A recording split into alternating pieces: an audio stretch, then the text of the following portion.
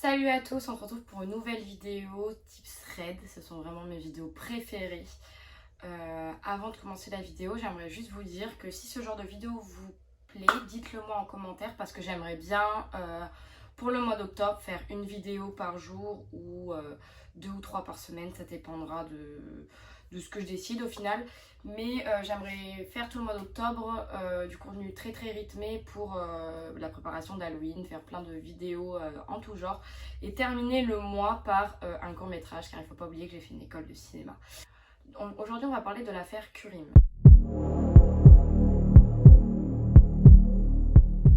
Tout le monde en a plus ou moins entendu parler car elle a inspiré un film d'horreur qui n'est d'autre que le film Esther. Cette affaire se déroule donc à Kurim en Tchécoslovaquie où dès son plus jeune âge, Clara est atteinte de schizophrénie tout comme sa sœur. Et depuis qu'elle est vraiment toute petite, elle affirme avoir été envoyée sur Terre par Dieu pour accomplir une mission. Elle dit que le jour où elle se trouvera devant cette mission, elle saura. Elle est venue sur Terre pour atteindre la mission que Dieu va lui donner.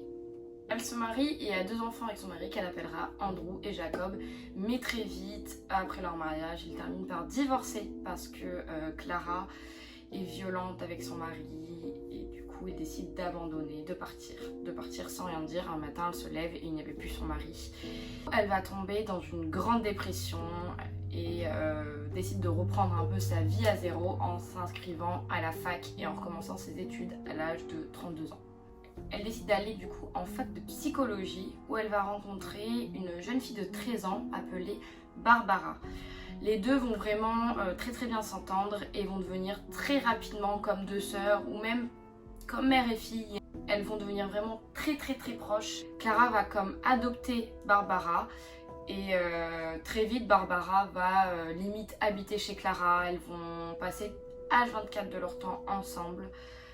Alors qu'il ne faut pas oublier que Barbara a seulement 13 ans et que Clara a 32 ans. Elles deviennent vraiment inséparables. Petit à petit, elle finit clairement par héberger Barbara qui vit maintenant chez elle et elle la traite vraiment comme sa fille. Mais elle lui donne plus d'amour qu'elle donne à ses 2 petits garçons qui vivent toujours sous son toit.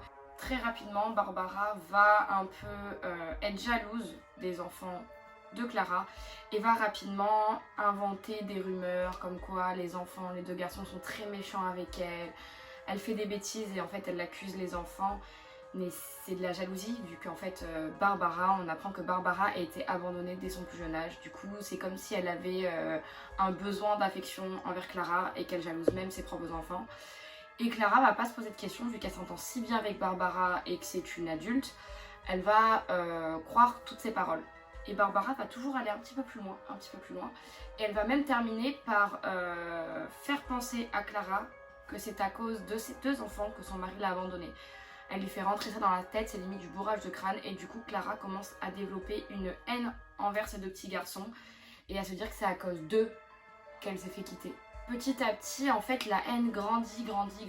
Et du coup, elle commence déjà à avoir un comportement méchant envers ses 2 petits garçons. Clara va même suivre Barbara dans une secte qui s'appelle le Mouvement du Graal. Et elle va vraiment avoir de plus en plus de haine envers ses 2 petits garçons. Elle va devenir violente petit à petit, les priver de nourriture, les enfermer dans une chambre, etc. Jusqu'au jour où elle décide d'enfermer ses enfants dans le sous-sol, dans une cage. Ils sont entièrement dans le noir en fait. Dans la petite cage qui était vraiment toute petite, ils faisaient pipi, caca, ils étaient dans leurs excréments quoi en fait. Et en plus, ils pouvaient pas manger, pas boire.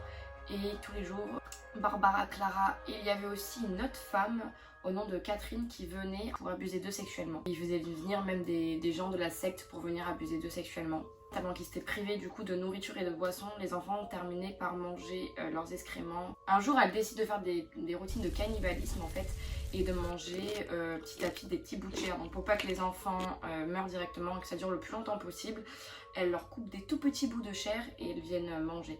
Elle termine par filmer leurs actes. Donc il y a une caméra dans la pièce et elle se filme en train de découper les enfants, de manger des petits bouts. Et pendant que ces enfants hurlaient, mais hurlaient de souffrance, de peur, sur les vidéos, en fait elles rigolent, elles sont heureuses de ce qu'elles font et je trouve ça ouf pour une maman parce que je me dis même si t'as une haine, enfin je sais pas, tu dois avoir un instinct, enfin c'est C'est ouf, franchement cette histoire ça me fait un peu flipper de me dire que t'as une maman comme ça de sang-froid, elle coupe son enfant et elle le mange. Elle filme aussi les enfants nus, elle filme aussi les agressions sexuelles que subissent les petits et elle garde toutes les cassettes. À un moment donné, elle décide de mettre un babyphone en fait en face de la cage pour, même quand elles sont hors de la pièce, pour voir les enfants souffrir, manger leurs besoins, pleurer, hurler. Et en fait, elles prennent un plaisir à voir ça. Vous imaginez, c'est vraiment les babyphones avec l'image en fait, c'est pas que le bruit.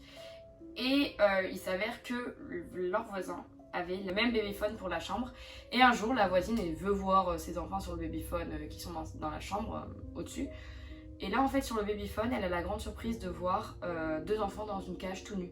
Donc elle comprend très vite que ce ne sont pas ses enfants, mais du coup elle comprend que c'est peut-être des ondes qui ont été interférées ou qu'elle reçoit les images de sa voisine. Elle prévient tout de suite la police intervient chez Clara et que les policiers arrivent, un des enfants le plus jeune est inconscient, je crois qu'il avait 3 ans, il est inconscient.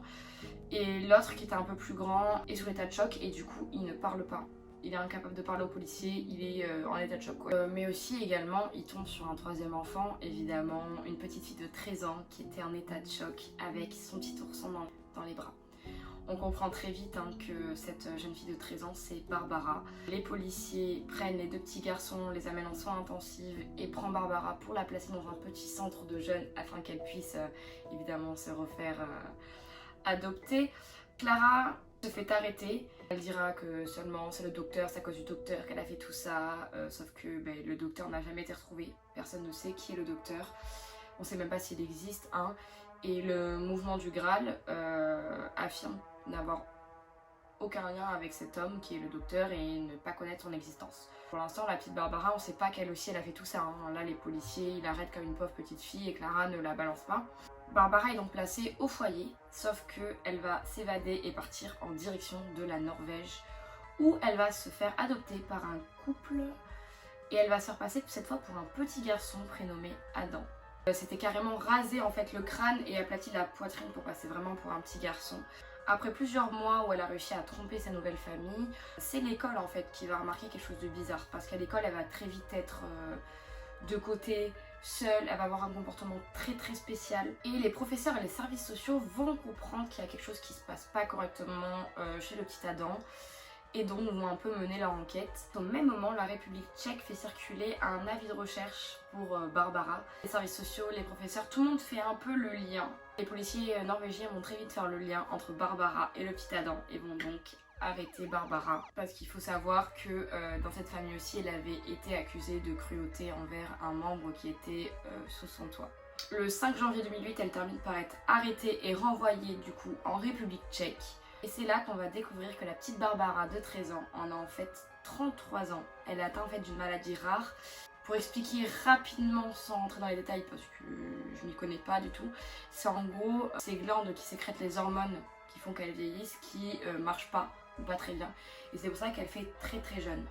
Le 20 août 2009, Clara, donc la maman des deux petits garçons, a été condamnée à 15 ans de prison. En 2009, Barbara a pris 5 ans de réclusion criminelle et elle a été libérée 3 ans après sous condition. Donc aujourd'hui, on n'a pas de trace de Barbara. Donc on ne sait pas si elle a recommencé, parce qu'en fait, elle n'a même pas été suivie. Enfin, c'est-à-dire qu'il n'y a pas de suivi, c'est-à-dire qu'elle a été relâchée dans la nature 3 ans après. Et on ne sait pas si elle a recommencé, si elle s'est refait passer pour un enfant, on ne sait pas. On ne sait même pas où elle se situe en fait actuellement. Donc en fait elle est dans la nature depuis février 2012.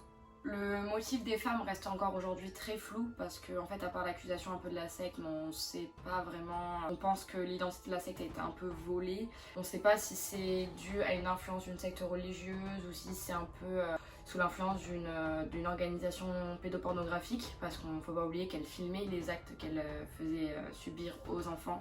Il y a beaucoup de suppositions, on ne sait pas vraiment, on ne sait pas si c'est juste peut-être Barbara qui avait une grosse influence et qui est complètement tarée et du coup qui faisait un peu que jouer à la marionnette en fait avec Clara.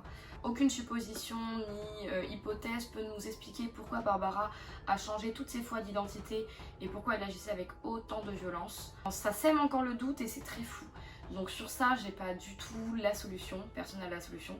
Mais par contre, je suis vraiment intéressée si je peux avoir vos avis en commentaire, moi ça m'intéresse. et je suis vraiment curieuse de savoir ce que vous en pensez. Bon, je termine la vidéo comme ça parce que mon trépied s'est pété la gueule.